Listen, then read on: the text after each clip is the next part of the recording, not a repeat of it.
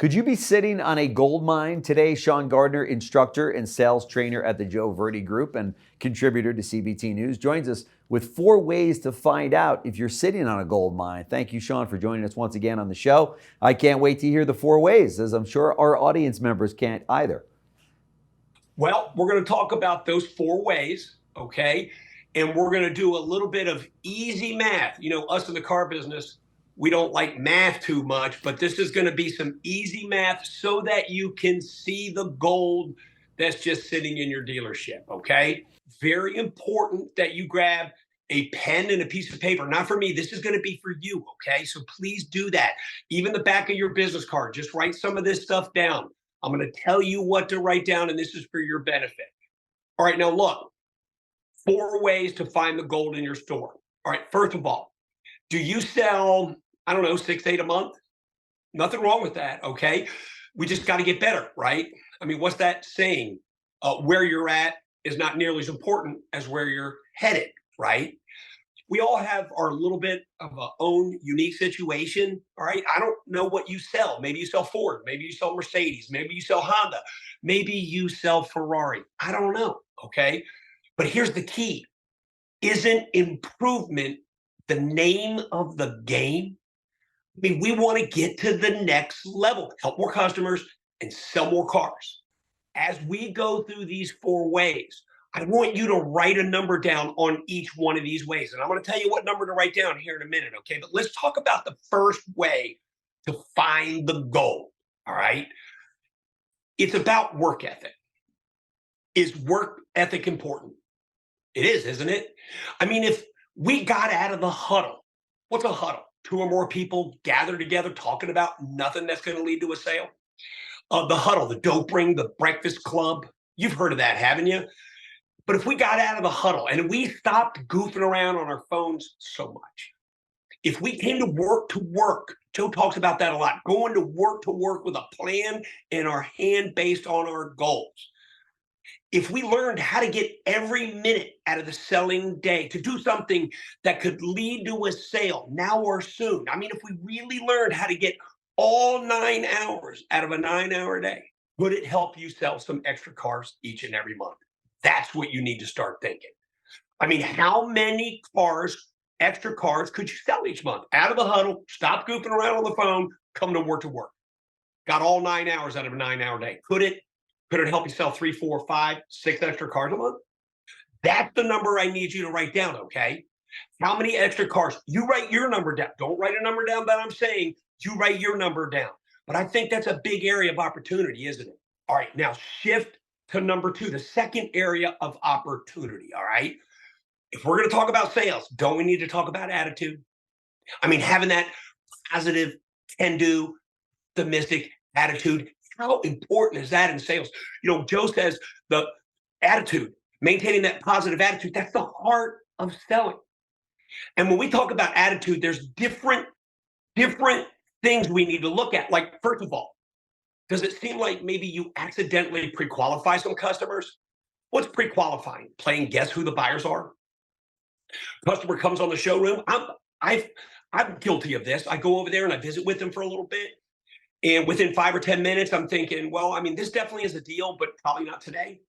So in my judgment, what I decide to do, because they don't have their trade, they don't have all the decision makers there, and they also want to look at a couple other cars, I decide not to bring them through the steps of selling. I take shortcuts. I don't go on a demo, or we don't demo the car at all. I'm going to set up a time when they can come back and have all the variables there. So then I'm thinking about, I'm going to bring them through the steps of selling. But here's what we forget and why this is so important, okay? Do you know it's Joe's 8 steps, Joe's steps of selling, that actually walk the customer through their buying process?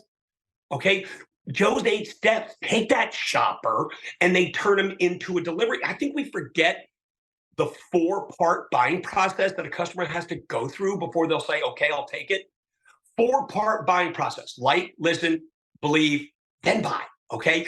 If you slow down enough and make a friend with me, I'm going to start liking you, which means I'm going to more listen and believe you, which means there's a better chance I'll buy, whether my trade is there or not. Okay. Maybe this car is for me. Maybe maybe my wife does need to be involved, but you don't really know until you bring them through the steps of selling that bring that customer through the steps of buying. What a customer says isn't necessarily what they mean. So if we're pre-qualifying customers, could it be costing us some sales each month? Also, the thing that keeps us average is we start to justify. We explain why it's not our fault. That's a reflection of our attitude. We got too many salespeople here at this dealership. And inventory levels, yeah, they're coming back, but we don't have exactly the right trucks that the customer's looking for. We don't advertise correctly. The weather, the market, the interest rate, the prices, okay? And if you truly believe that, that part of your attitude is, guess what? It's holding you back. Joe talks about this all the time. You have to truly believe that your success is not up to the market, it's up to you, right? And you know what? If we go back, if you come to work and maintain that positive attitude, are you going to sell more cars? Hey, write this down, okay? If you improved and maintain your positive can-do attitude every day of the month, how many extra sales could you do every month? I mean, could it be worth 3, 4, 5 cars a month? In your opinion, write that down, okay? And then let's go to number 3. Number 3 is presentations, demonstrations. I mean, we kind of talked about the selling process, but the presentation demonstration, that's an important part of the selling process, right? It's where me and the car the customer is considering is on stage, right? What is that? 80% of the decision to buy is made in the presentation demonstration. 99% of the customers say they want to drive before they buy, okay? I mean, what is that? The presentation demonstration is the excitement part of the sale? Write this down, all right, real quick. If you didn't pre-qualify, if you just slowed yourself down a little bit, made friends, found wants and needs, picked a car from stock, and if you gave everybody your very best presentation demonstration, everybody you talk to, how many extra sales could that be worth every single month? I mean, 3, 4, 5. I mean, that's a lot, isn't it? Come on. So you have going to work, maybe 3, 4, 5. You have getting your attitude right. That could be worth an extra 3, 4, 5. You've got giving, that world-class presentation demonstration, 3, 4, 5. And then the last one I want to talk about is about price. Okay. We were just at NADA. I was talking about this to Jim before we got started here. And I visited a Toyota booth, the factory Toyota booth. Great guys there. They had a Tacoma pickup truck. And I was standing next to the Tacoma pickup truck. A representative came over, just a young, very nice guy that knew the product. Sounds like a lot of Toyota salespeople in real life. He wasn't a Toyota salesperson. He worked for the factory, but a very knowledgeable guy. I don't know why, but I looked at him and I looked at the Tacoma pickup truck, 2024, and I asked him, hey, what would be your best price on a truck like this? Total deer in the headlights. Total, and you know what? That's like me though. When I first started selling cars, I was like that. Okay. And look, if you're a total deer in the headlights on how you handle price questions, concerns, and objections, regardless of the situation, is it going to cost you some sale? Yep. And it was amazing too. I spent time with this Toyota guy, just 5 minutes, and we were just working on how to handle those initial price questions, and he was getting way better. So here's the thing. If you could handle price more effectively, okay, whether that be on the lot, when you close, in the negotiations, if you were a pro at handling price, how many extra sales could you sell each month? That's right.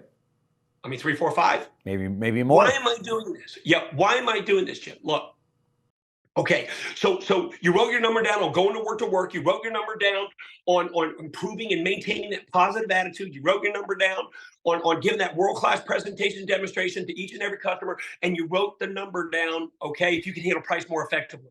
Which is your biggest number? Which is your biggest number? And shouldn't you start working on that right away so you can pick up those extra sales? You pick up those 3, 4 extra sales, 3, 4 extra sales times your commission. That's a nice little raise. Hey, but for real fun, add those 4 numbers together. I hope you wrote those numbers down. How many are you missing from going to work? How many are you missing?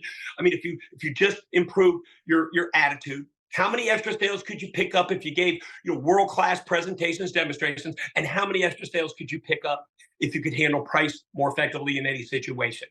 I mean, if you just put 3 in each one of those areas, 3 times 4, that's 12. So that's 12 extra sales. So if you're selling 8 cars a month right now, you just found your true potential. You should be doing 22 to 25 cars each and every month. That's right. Huge. Hey, take those 12 extra sales, multiply that by your average commission. And then for real fun, multiply that by 12 so you can kind of see what your annual average raise would be. Yeah.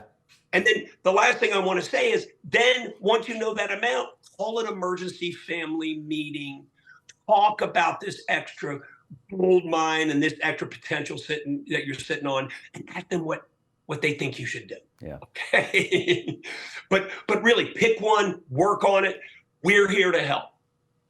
I love it. And that's everything you said just makes complete sense, and it's something that we should be doing every month. You know, maybe when the month starts, maybe in the middle of the month, but whenever. This is really good stuff by Sean today, and I appreciate so much you sharing this with our audience because it is so vitally important. It's a reminder as to how good you can be. To Sean's point, if you're selling 6-8 cars a month, you could be selling 20 with not a lot of with not a lot more effort, and not even putting more hours in, just making the most of the hours that you're there. So, Sean Gardner, instructor and sales trainer at the Joe Verde Group, thank you so much for Always giving a us pleasure. your insights today. I know that so many of our viewers get so much out of your visit with us. So thank you so much. Absolutely.